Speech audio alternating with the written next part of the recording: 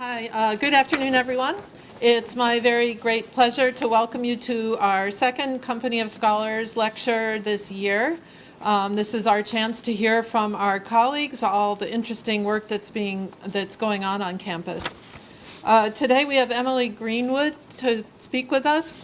She's a professor of classics and currently also the director of undergraduate studies in the department.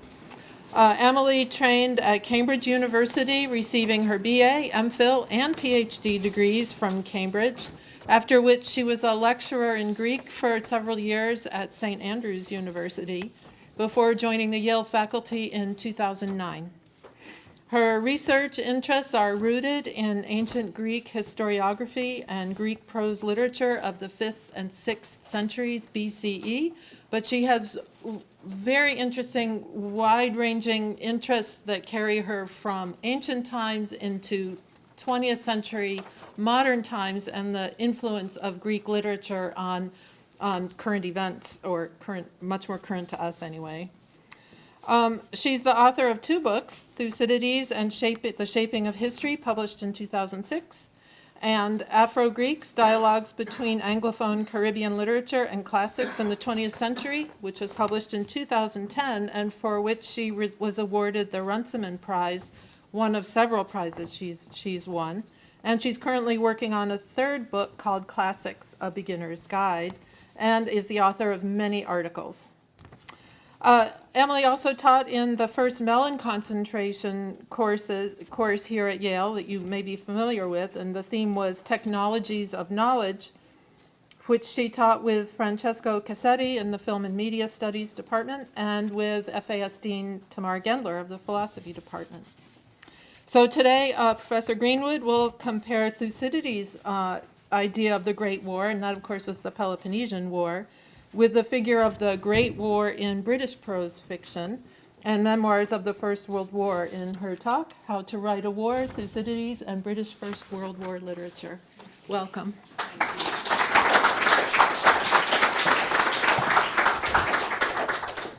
Thank you very much for that introduction, Dean Cooley, and I'd like to thank you and Robin Ladouceur for organizing this series and for setting this particular lecture up. And above all, warm thanks to the audience here today. I can see many busy friends and colleagues in the audience. It's a great honor to give a Company of Scholars lecture. And in the spirit of the lecture series, I've chosen a topic that spans several different disciplines and which ideally should be tackled by a company rather than a lone individual scholar. So I'm particularly looking forward to the discussion after the talk. In the era of the digital humanities, I cherish the quite quaint-sounding idea of a company of scholars whose work is with our own bodies, digitally, corporally, mentally, and collectively, as a more knowing body, in order to conceive of and explore ever-expanding and ever-shifting fields of knowledge. Thinking about the individual scholar's role in all of this, I came across the term intermemory, used in computer science to describe, if I understand it correctly, and I quote, large-scale, highly survivable and available storage systems made up of widely distributed processes that are individually unreliable or trustworthy, with the overall system nevertheless secure. I don't want to characterize scholars in the humanities or scholars in any field as individually unreliable.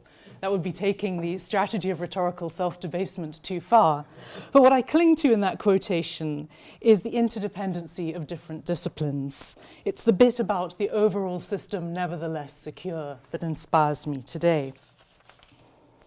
I guess you could also say that speaking in a Company of Scholars series, I have a slight performance anxiety, given that the last lecture in this series was literally given by a Company of Scholars, the great team of Valerie Hansen, Mary Miller, and Anders Windroth on the theme of circa 1000. So let me preface what I'm going to say by offering a bit of background as to why I've chosen this topic. At one level, it's part of a current project, which I'm calling Comparing Thucydides, where I'm staging a series of dialogues between Thucydides and different authors in antiquity and modernity.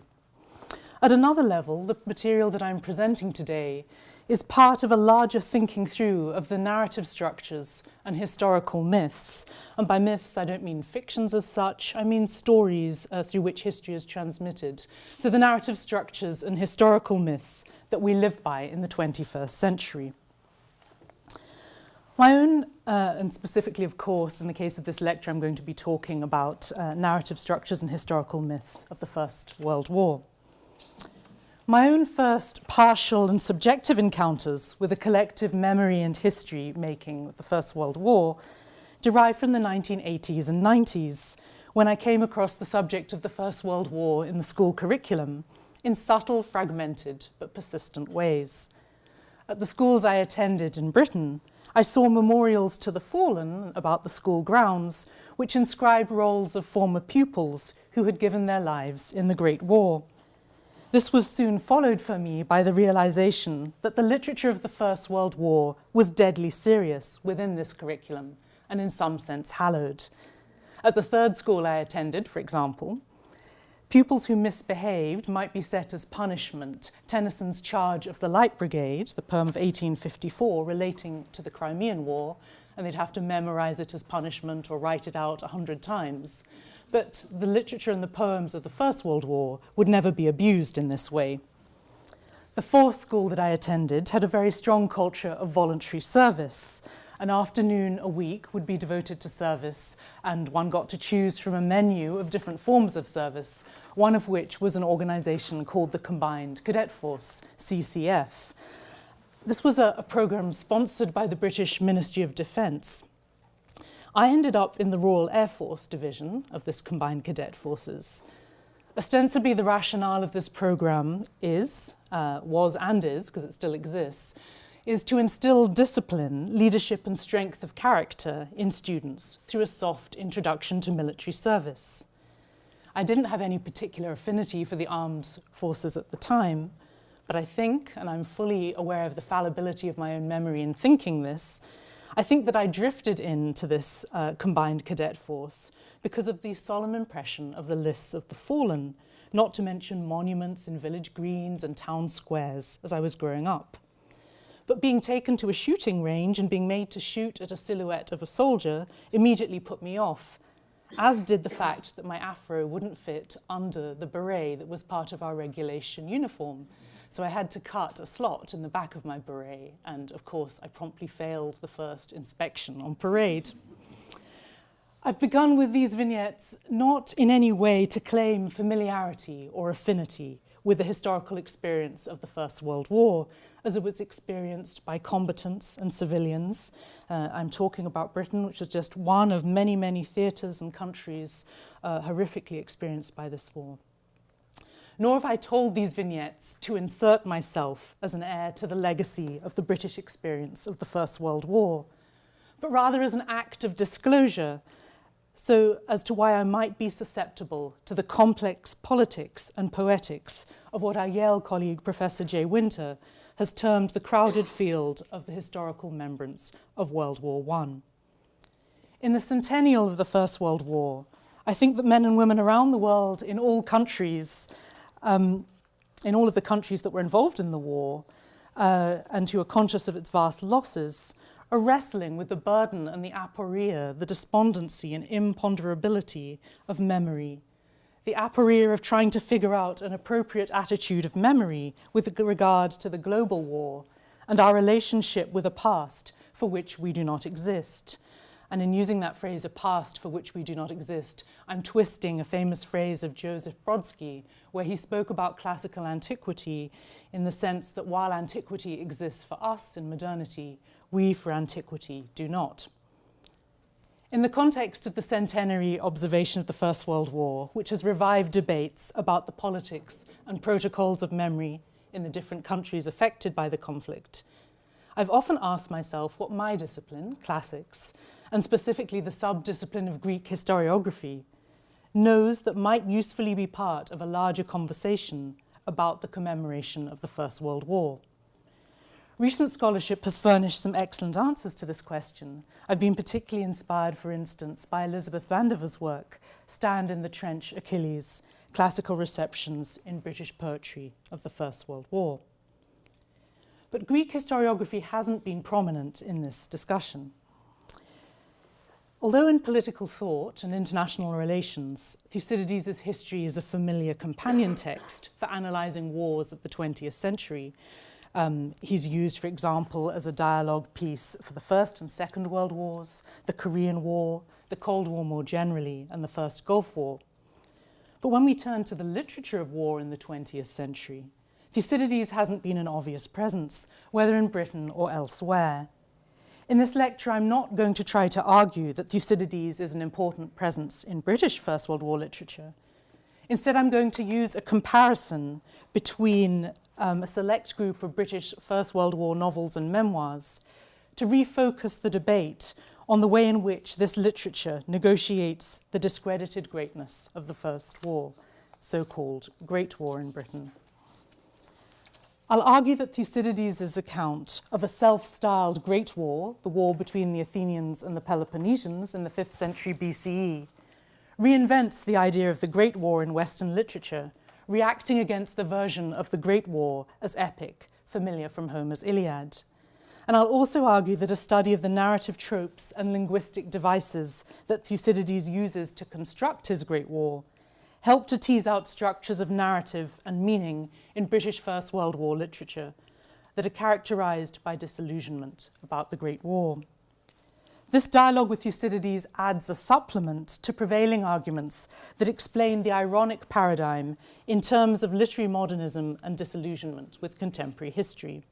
So I'm going to try and use the dialogue with Thucydides to disturb conventional periodizations and ways of explaining how a particular set of novels are characterized by disenchantment with the war. I should say as an aside that to focus a topic on the Great War and a dialogue about the Great War is, of course, parochial in many ways, insofar as the nomenclature of the Great War is used predominantly in Britain. La Grande Guerre is used far less in France, and De Grosses Krieg far less in Germany. So it's parochial in that sense, but I think that there's a more generalizable aspect here, in that the underlying question of the historiographical ethics of war writing is one that applies to the literature and commemoration of all wars in all places, and particularly how this war literature navigates the question of a heroic paradigm of greatness that shifts over the course of the unfolding of a war to a tragic paradigm of greatness. In scholarship on British literature of the First World War, the argument that this literature treats greatness as an ironic construct, and a construct that was ripe for satire, is associated above all with Paul Fussell's work, The Great War and Modern Memory, published in 1975. Since then, the cultural turn in literary studies has challenged Fussell's argument about the war as text and his corresponding attention to the self-conscious literariness of the war in works written overwhelmingly by men of the officer class. While this challenge and correction of Fussell is important, it hasn't undermined or reversed his insight that the works that constitute the canon, and I am aware that we're talking artificially here about a canon, the works that have come to constitute the canon of British First World War literature, subscribed to an ironic reading of the war, is still very much a current argument. I'm not going to tackle the important debate about the degree to which these ironic and disillusioned representations were more broadly representative of a prevailing tendency in the collective memory in Britain of the First World War. Instead, I want to examine the way in which the ironic mode links First World War literature in Britain to a larger meta-genre of critical war literature, and I'm going to pose affinities and similarities with a structural conundrum that Thucydides was faced with in writing up his war, namely how to reconcile an argument about the greatness of the war that he was writing in terms of its scale and importance, with the realization that its greatness was simultaneously a property of tragedy and was measured in loss. So I've suggested that in the Western historiographical tradition, Thucydides invents the figure of the Great War, a figure characterized by an emphasis on the unprecedented scale and significance of the war being narrated. At the level of narrative, this Thucydidean Great War is structured around a colossal reversal of expectations. It's underscored by the literary trope of irony, as I've said, and stylistically, this idea of the Great War in Thucydides is conveyed through rhetorical amplification, repeatedly through the use of superlative adjectives in the description of this war. In fact, it's in Thucydides that we get the idea of the Great War as an inherently comparative figure. In Thucydides' case, the principal comparison, as I've said, is with the Trojan War of Homeric epic, which he treats as a semi-fictional war. And then the other comparison, of course, is with Herodotus's narrative of the Persian Wars. In the preface to his histories, Herodotus had claimed that one of his aims, and I quote, is to preserve the fame of the important and remarkable achievements, the erga megala tekatomasta, produced by both Greeks and non-Greeks. I.e., Herodotus had claimed that his subject matter was great or important, but not that it was the greatest subject matter conceivable. Conversely, having introduced his subject matter as a great war, Thucydides quickly establishes it, or moves to establish it. We can obviously resist accepting his rhetoric, moves to establish it as a greater war than any other conflict ever written about. I quote, Thucydides of Athens wrote the war of the Peloponnesians and the Athenians, how they waged it against each other. He began writing at its very outset, in the expectation that this would be a great war, megante essestai, and more worthy of account than any previous ones. He based his judgment on the grounds that both sides came into the war at the height of their powers and in a full state of military readiness. And he also saw that the rest of the Greek world had either taken sides right at the start or was now planning to do so. This was certainly the greatest ever upheaval amongst the Greeks, and one which affected a good part of the barbarian world too, even, you could say, most of mankind, so a completely preemptive universal claim to the greatness of his subject. In respect, I continue, in respect of the preceding period and the still remoter past, the length of time that elapsed made it impossible to ascertain clearly from what happened, but from the evidence I find, I can trust in pushing my inquiries back as far as possible. I judge the early events were not on the same scale, either as regards their wars or in other respects. He reinforces it soon after by saying, or conceding, that although men always think that the war that they're at the moment engaged in is the greatest one, and when it's over they're even more impressed by earlier ones, nevertheless, for those who look at the actual facts, this war, the one he's narrating, the one I'm narrating in the voice of the Thucydidean narrator, will prove greater than earlier ones. This rhetoric of the singular greatness of the Atheno-Peloponnesian War is amplified in another famous passage, chapter 23 of Book 1 of Thucydides' history, where he stresses the unprecedented degree and scale of suffering characterized in the war. I find this particular passage particularly suggestive for the way in which it uses comparison to reiterate or underscore the idea of incomparability. This particular conflict was characterized by the fact that people suffered things unprecedented in any comparable period of time. Thucydides' calibration of the greatness of his war, and indeed his rhetorical construction of the greatness, then throws down the gauntlet for subsequent Greek historiography. All this is well known and much discussed in scholarship on Thucydides. The narrative techniques that characterize his narration, briefly outlined above, are omnipresent when we turn to the literature of the First World War in Britain. Although grammatically the positive degree of the adjective in the phrase "the Great War" has unmistakable, although when we use the phrase "the Great War," the positive degree of the adjective "great" is unmarked, it has unmistakable connotations of superlativeness. The Great War is, in a sense, the greatest war. And it's because of the singularity implied by the pronoun, the Great War, as in the greatest war. And we only have to think about the way in which this nomenclature has stuck to concede the effectiveness of the device of rhetorical amplification in this phrase.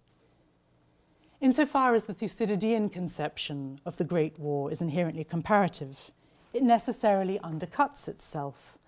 In Thucydides, this comes through clearly in Book 1, Chapter 10, in a famous hypothetical thought experiment where he asks his readers to consider what people of the future would conclude about Sparta's power in the second half of the 5th century BCE. What would they conclude about Sparta based on surveying its archaeological ruins? Just suppose, he asks his reader, the city of Sparta were wiped out and all that were left were its shrines and the foundations of its buildings. I think that years later, future generations would find it hard to believe that its power matched up to its reputation. In entering into comparison across historical time, Thucydides engages the impermanence of magnitude in the present. Although his war is allegedly the greatest war ever in terms of resources, deployment of forces, events, and consequent fallout, as the rhetoric of the passage that I've just read makes clear, this comparative historical perspective also implies the contingent nature of the greatness of the war.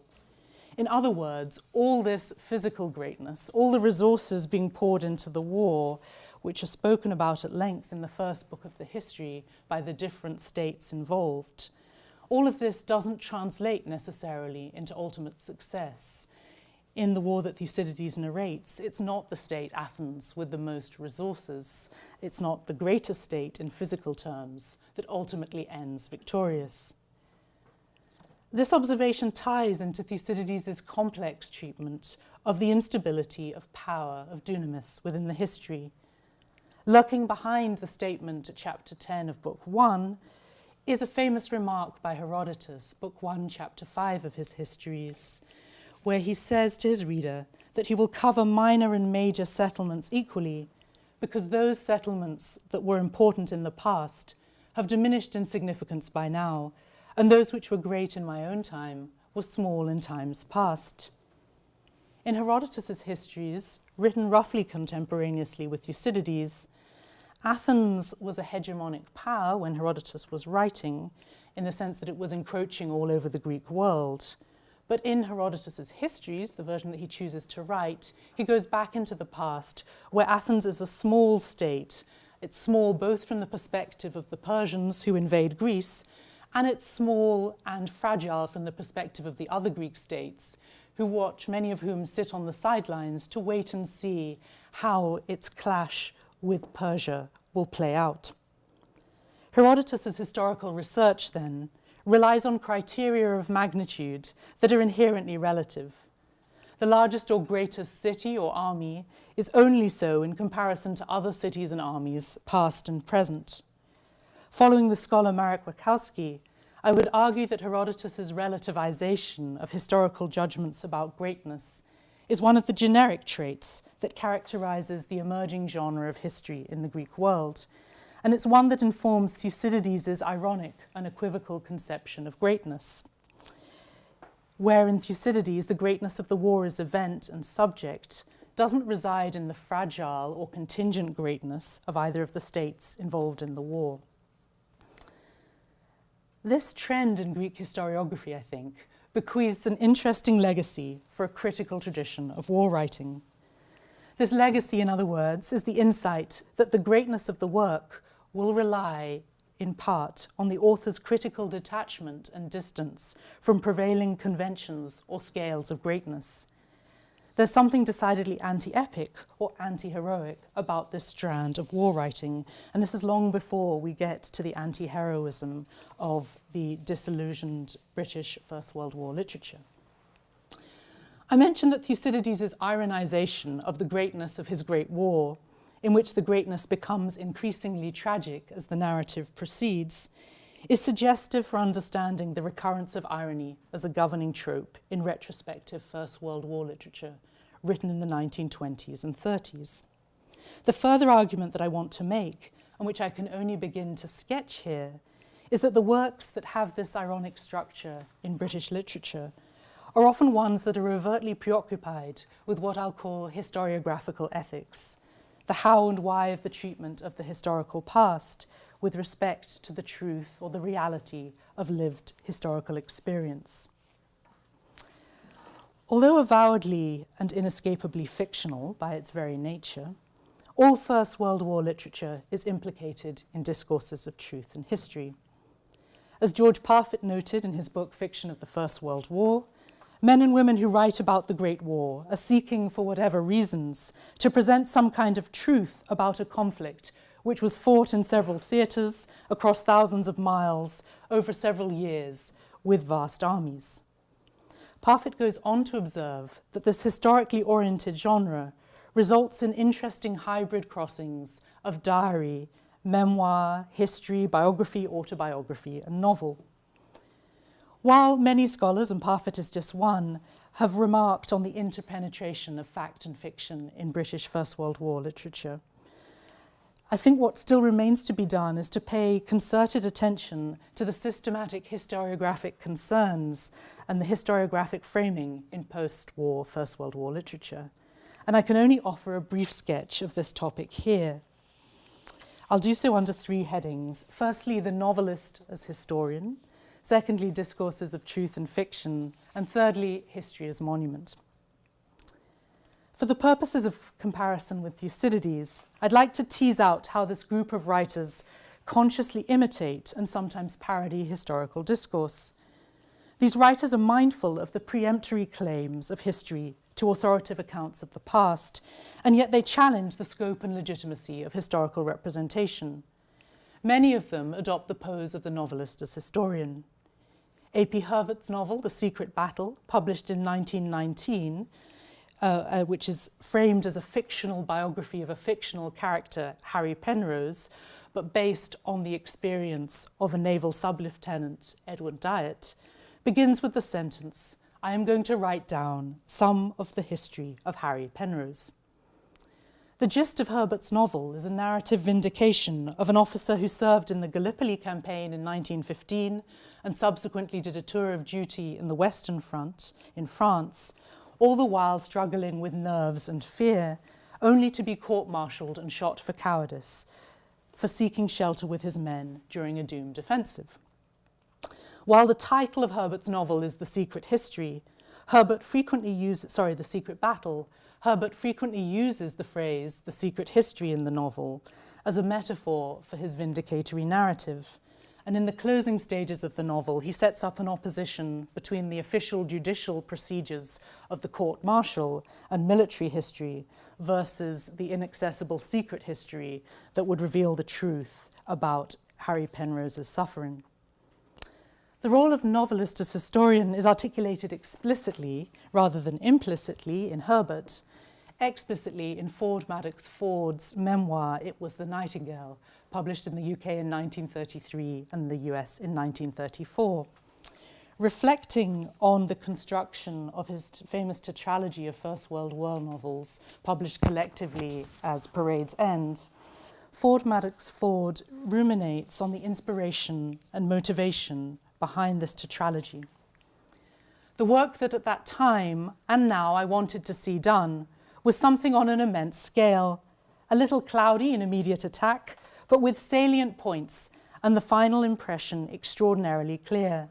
I wanted the novelist, in fact, to appear in his really proud position as historian of his own time. Vera Britton's Forward to Testament of Youth, published in the same year, 1933, as Ford's memoir, presents her own memoir of the First World War as an attempt to write history in terms of personal life and in terms of putting the life of an ordinary individual in its niche in contemporary history.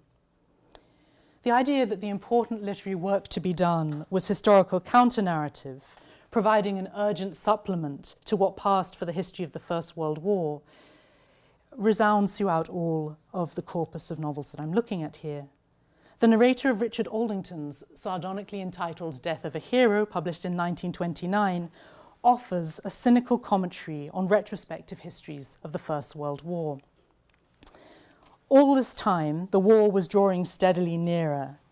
Probably it had become certain since 1911, though most people were taken quite unaware. Why did it happen? Who was responsible? Questions which have been interminably debated already and will furnish exultant historians with controversial material for generations to come.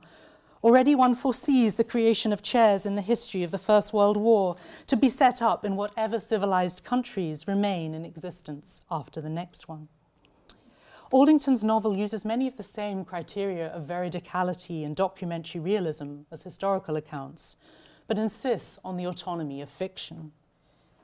This commitment to the autonomy of fiction is reflected in Ernest Hemingway's endorsement for Frederick Manning's 1929 novel, The Middle Parts of Fortune, which was published in 1930 in unexpurgated form as Her Private Suite.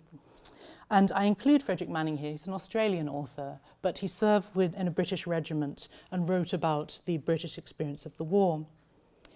In his introduction to an anthology of war writing entitled Men at War, published in 1942, Hemingway wrote that Her Private Suite was, and I quote, "the finest and noblest book of men in war that I've ever read.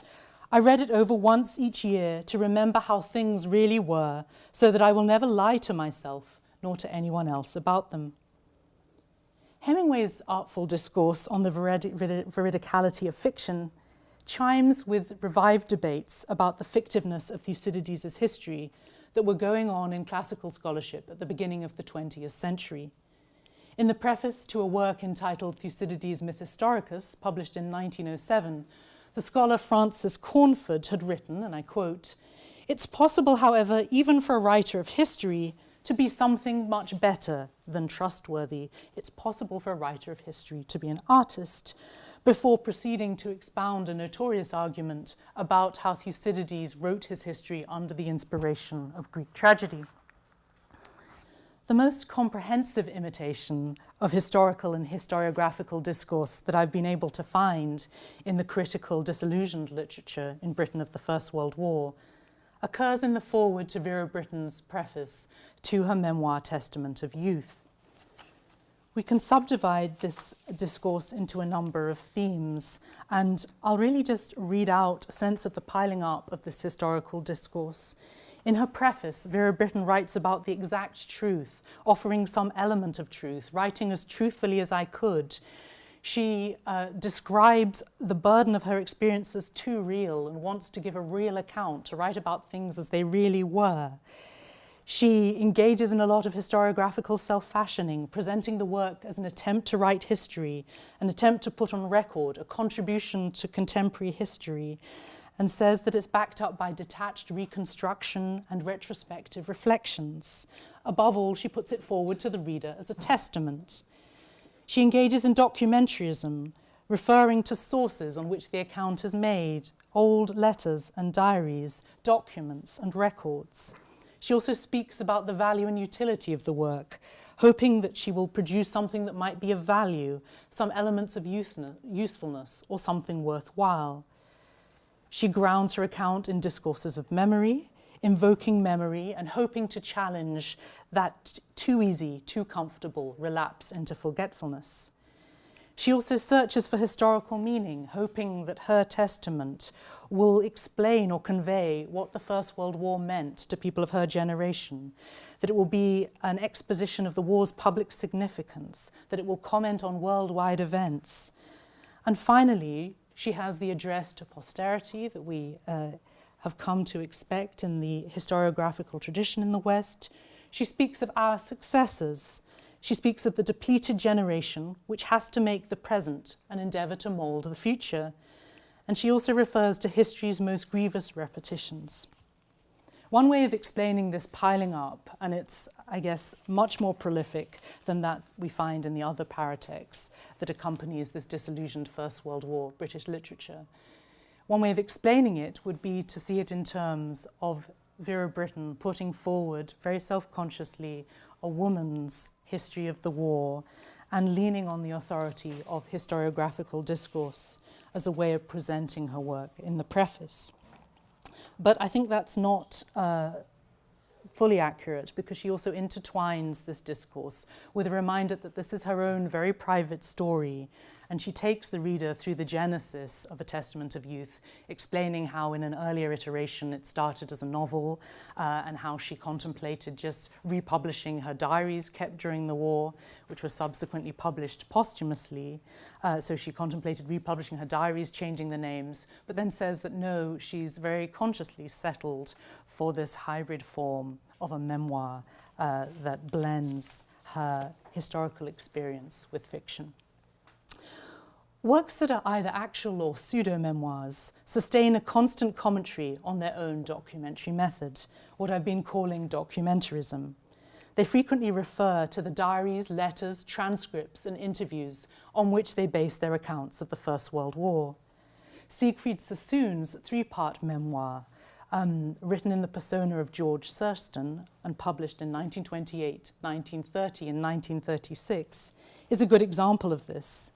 In the third and last volume of this series, Thurston's Progress, Sassoon's alter ego George Thurston comments wryly on a sermon given by an army bishop, reassuring the reader that his version is accurate because in a spare notebook I wrote down the main parts of his sermon, so I'm able to transcribe what might otherwise be inaccurately remembered. Insofar as they're offering alternative versions to those contained in government reports, these writers fluctuate between a commitment to the plurivocality of the past and a sense that representation of the war in literature is a zero-sum game. In 1933, Vera Brittain commented on the boom in war literature and described her own intervention in publishing her testament as a late entry into the field. In the preface to his memoir of the First World War, entitled Undertones of War, published in 1928, Edmund Blunden asks his addressee, "Why should I not write it?" where the pronoun it denotes both his account, the volume that the reader is reading, and the war of which it is an account. Another pronoun is important here too in Blunden's declaration, the authorial and narratorial I. Why, when so many other literary figures had turned their hand to writing the war, should Blunden be excluded? Not least among these figures, of course, was the poet Wilfred Owen, whose poems Blunden would edit for a new collection that would appear in 1931. Blunden's first sentence, "Why should I not write it?" rehearses the problematic of war writing, what I've called the historiographical ethics. And we encounter this same problematic at the beginning of Thucydides' history. Thucydides Athenaios sunegrapse ton polemon. Thucydides the Athenian wrote the war of the Peloponnesians and the Athenians.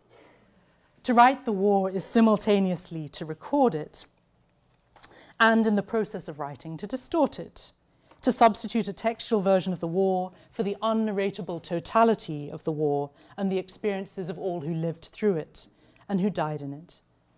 But as the linguistic turn in historiography has made abundantly clear, there's no war without narration. Even the it in Blunden's Why Should I Not Write It is already pre-written and pre-narrated.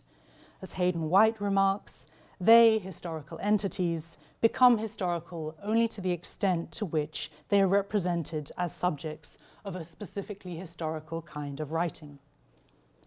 Blunden himself got involved in the polemics about which version of the war was most representative, attacking Robert Graves' autobiographical memoir, Goodbye to All That, published in 1929, as a misleading and vicious debunking of honest soldiery and the values that Blunden himself identified with the rank and file of the British Army in the First World War.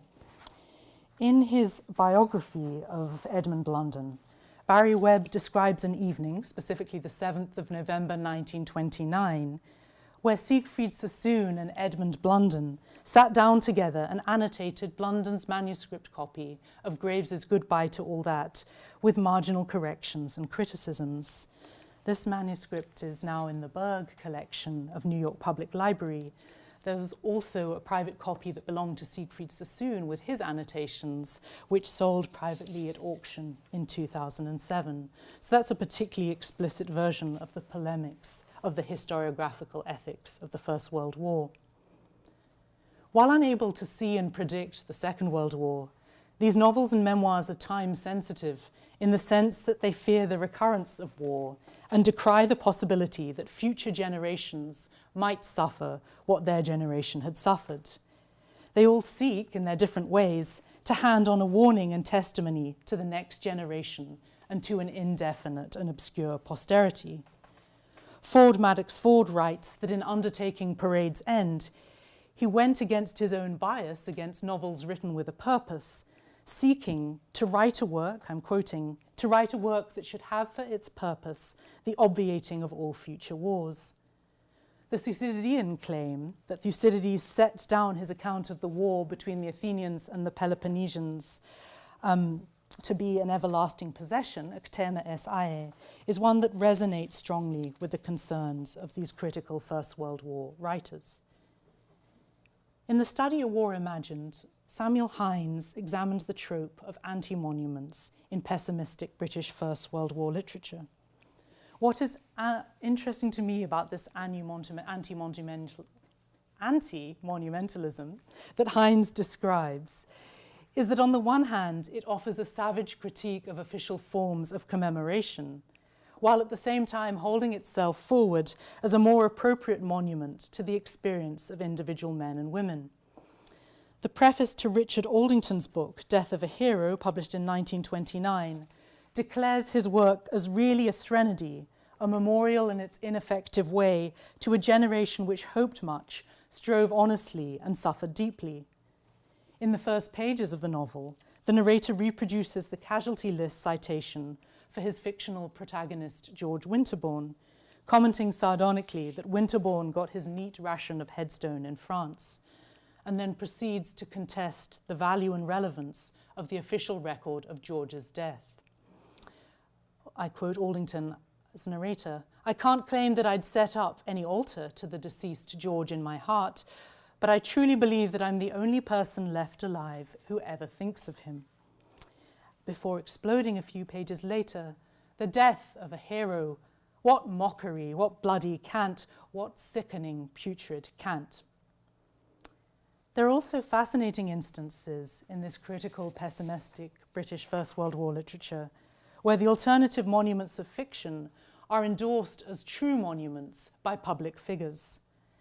A.P. Herbert's The Secret Battle, which I've already mentioned, published in 1919, was reissued in 1929 with a preface by Winston Churchill, which endorsed the fictional biography of Harry Penrose as, and I quote, "a monument to the agony, not of one, but of millions, standing impassive in marble, to give its message to all wayfarers who pass.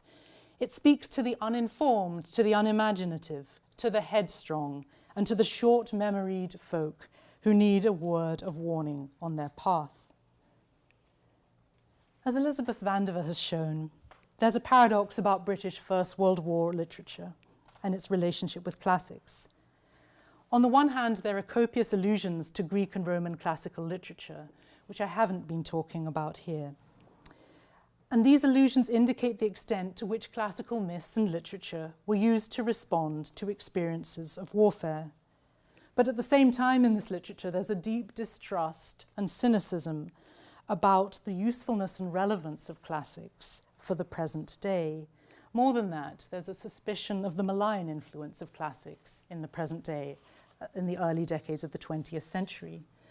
As Vera Brittain puts it in her memoir, and I'm not quoting exactly, but paraphrasing, of her experience of being an undergraduate at Oxford before she left to become a voluntary aid division nurse in the Western Front, why spend so much time translating Caesar and other passages of Latin about people killing each other when one's compatriots are killing each other within 150 miles of where you're doing the translation?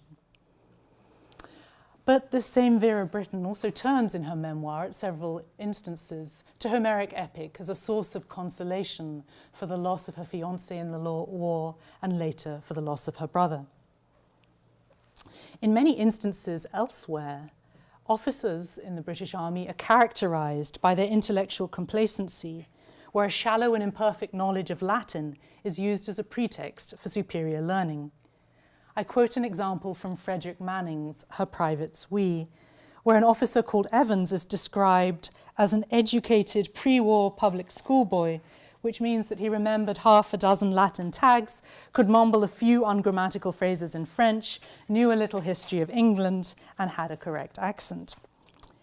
This passage, I think, is typical of the deep suspicion of the role that classics might have had in shoring up the idiocies and hypocrisies of the governing classes in Britain, and what were perceived as failures in military intelligence in the field. But as with Vera Britton's ambiguous attitude to classics, ancient Greek authors also in this literature provide a source of creative inspiration and counter-myths to rival contemporary historical fictions.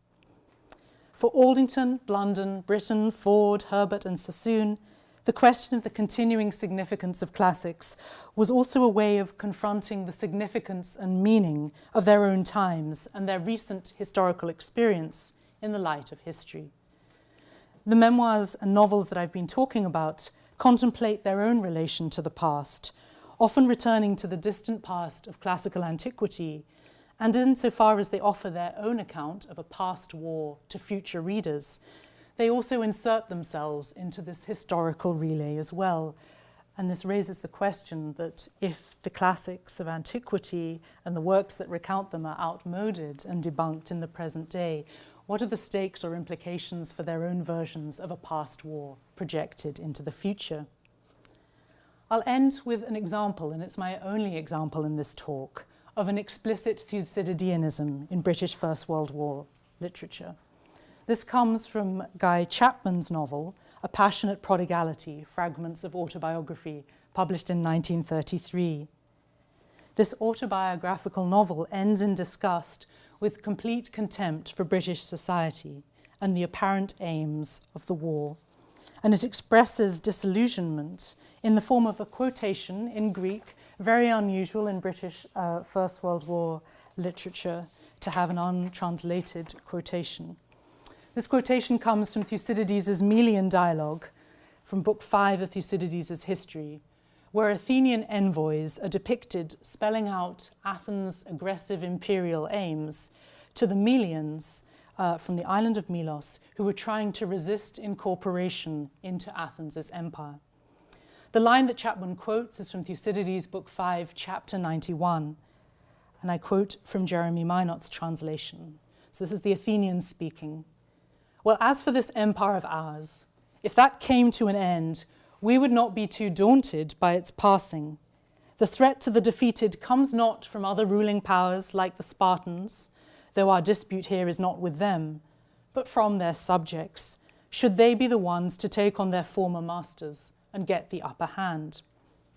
On the last page of his novel, Chapman writes, "Our civilization was being torn in pieces before our eyes. England was said to be a country fit only for profiteers to live in. Esti de upros lacedaimonios hemin or agon. Many of us were growing bitter." Thank you.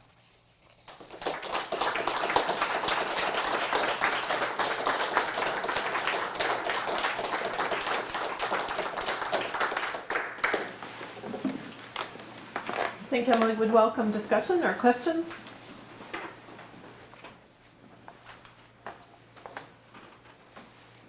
Chris. I have a little question.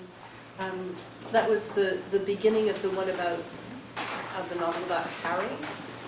Yes. Sounds Yeah, the secret like battle. The Secret Battle sounds actually like a quotation of the beginning of Thucydides. I'm going to write a little bit of the history of one person. I wondered if there was a sense in which the prologues of some of these historical stroke novels engage with that kind of preface, the top way of prefaces. Could you try to repeat the question? Yes. So the question here from Professor Krauss, when I called up that slide showing the beginning of H.B. Herbert's The Secret Battle, where the narrator says, "I'm going to write something of the history of Harry Penrose." Is that the first line? Yes. That's if you leave aside the preface from Churchill, which was added later. In a way is more comparable to Thucydides. I think that's what you're suggesting, because the preface is embedded in the main work rather than being a paratext in the form of a prologue. And some of these works have several prologues. Yeah, I think that's right. And in my attempt to sort of try and sketch this dialogue between Thucydides and this corpus of literature, I've obviously been stressing points of contact rather than incommensurabilities. By calling this talk How to Write a War, I don't want to imply in any way that Thucydides is normative for a meta-genre of war literature. I think the fascinating thing is the other part of the conversation, how when we turn to this particular corpus, we could also look at contemporary war writing, the ways in which the authors negotiate the strategies of narration of war right back to Thucydides and expose what he chooses not to do, and the lack of prefaces, paratexts that we wrestle with in looking at ancient literature, call to mind the sort of huge sense of gulf and incomparability. It also, if that is a gesture at Thucydides, suggests that, what Herbert is writing is a fragment, is a partial, is a very tiny part of, and which fits with the idea of these novels as looking at a person, looking at Vera Brittain herself, just rather than trying to write the greatest war, just a little bit of the history of Penrose. Yes, good. And I think there the tension then becomes between the singularity of the story and its strong authoritative claims to representation or exemplarity, that it can be extrapolated or multiplied out to speak for millions. And, again, the way in which you put that question reminds us of the fact that Thucydides is a person in the war. He writes it in some sense on the authority of having been a general, and yet that person disappears in his account of the war. Thucydides describes himself as two different people in his own account. Victor. Are there any figures who are comparable to Thucydides in having had significant contact with both sides? For example, I'm thinking of the German names that you see in the lists of the war dead in British universities who returned home to fight against the British. Is there any literature comparable in the specific sense of having been written by somebody who actually has significant contact with both sides? In this, in the case of First World War, it's even more complicated. Can you just say the question again? So Professor Beers has asked to what extent in this sort of, and this is my admission, the corpus that I've been talking about is a very, very limited collection of post-war novels and memoirs looking back on the First World War, which I've treated as a sort of particular corpus because they are linked by the sort of disillusionment with which they approach the war, and because many of the writers are in conversation with each other and conscious of each other's work. In this corpus that I've been talking about, are there any examples of authors who, like Thucydides, claim to have had exposure to different sides in the war?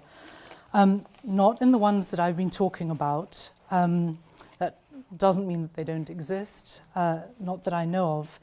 The only analogy I can think of is the way in which contact or touch or encounters with enemy combatants make it into the novels as a way of, not shoring up objectivity. Thucydides uses that claim to say in 526, I saw the war from both sides. That's part of the authority and impartiality of my account.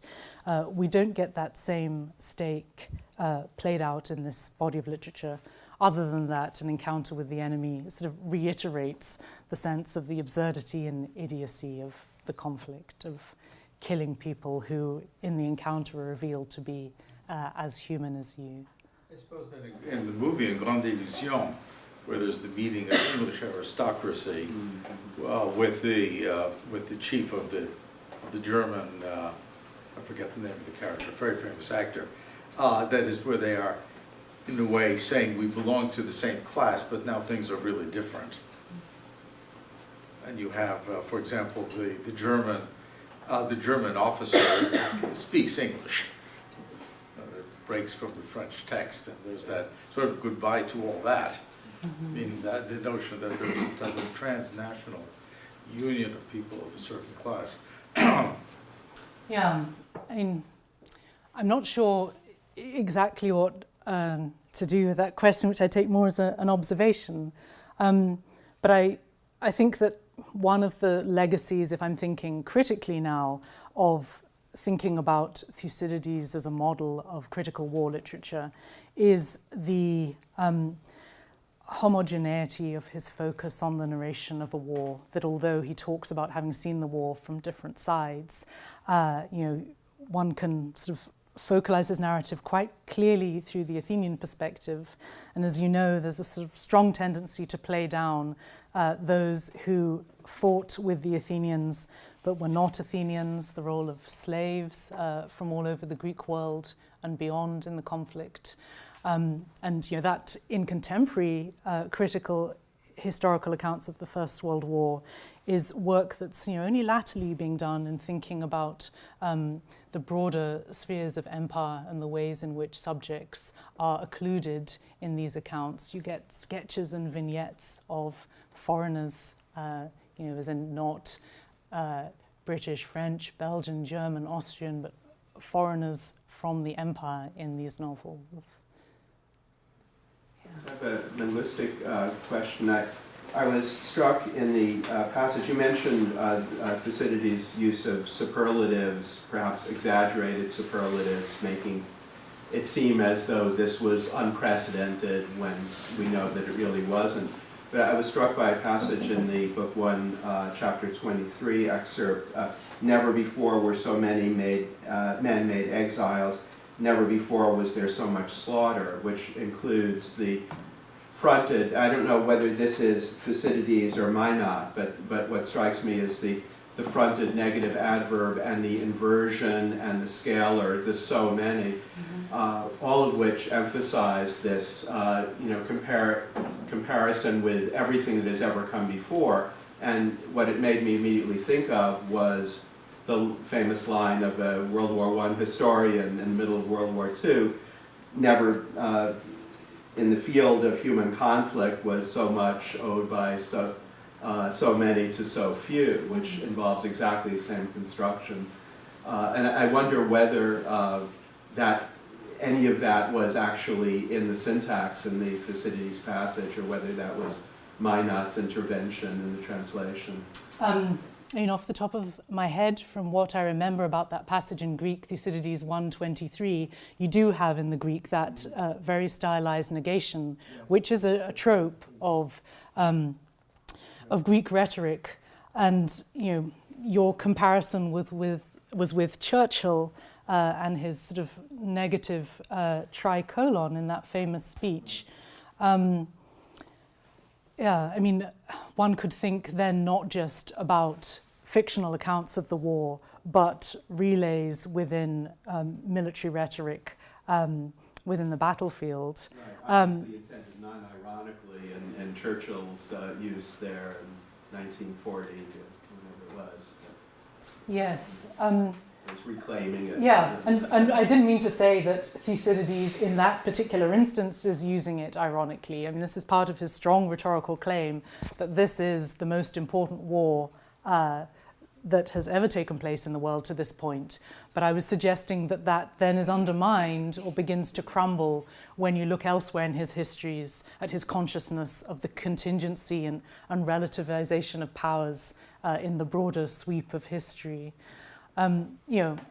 It's very artificial in many ways to do this kind of ahistoricized comparison that I'm doing with Thucydides and this group of British First World War writers. One could equally think about the way in which, say, Shakespeare is used as a companion text for thinking about the experience of war. Frederick Manning's Her Private's We, every chapter is prefaced with an epitaph from Shakespeare.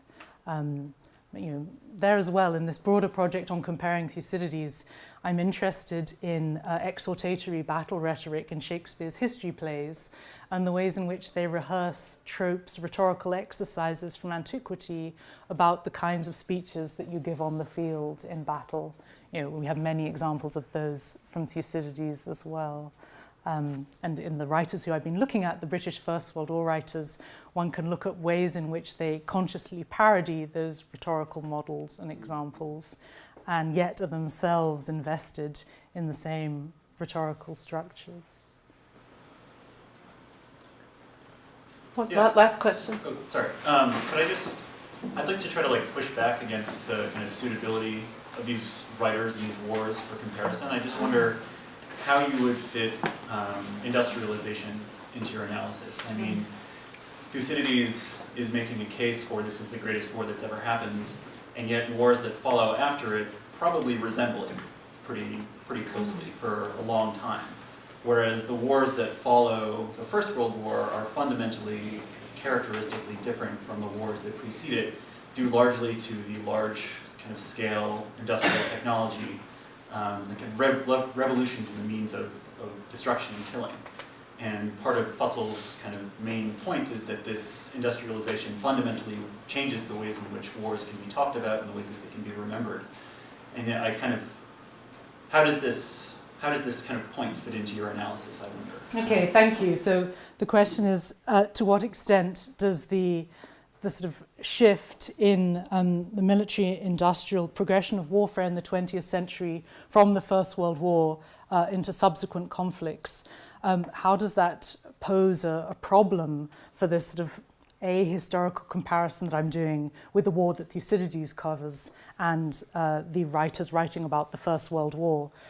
I'm very interested in that question, and I've thought a lot about it in relation to Daniel Pick's book, The War Machine, where he talks about comparative histories of warfare and the art of war, and challenges the idea that the First World War and the Second World War pose a sort of radical paradigm shift in terms of thinking critically about the history of warfare.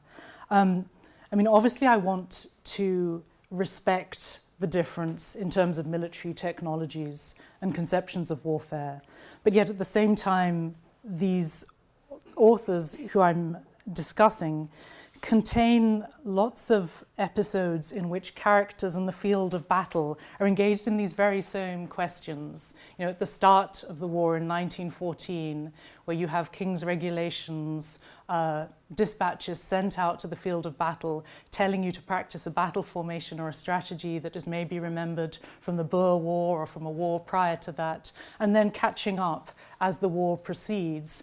But some of them, I'm thinking particularly of a character, General Campion, in the second novel in Ford's tetralogy, Parade's End, that novel is No More Parades, has this rant where he writes a letter from the field of battle back to the Secretary of War in London, trying to insist that, in spite of all the differences between all the wars, there are some points of good generalship that remain constant in terms of the need for a sort of singular vision or good channels of communication.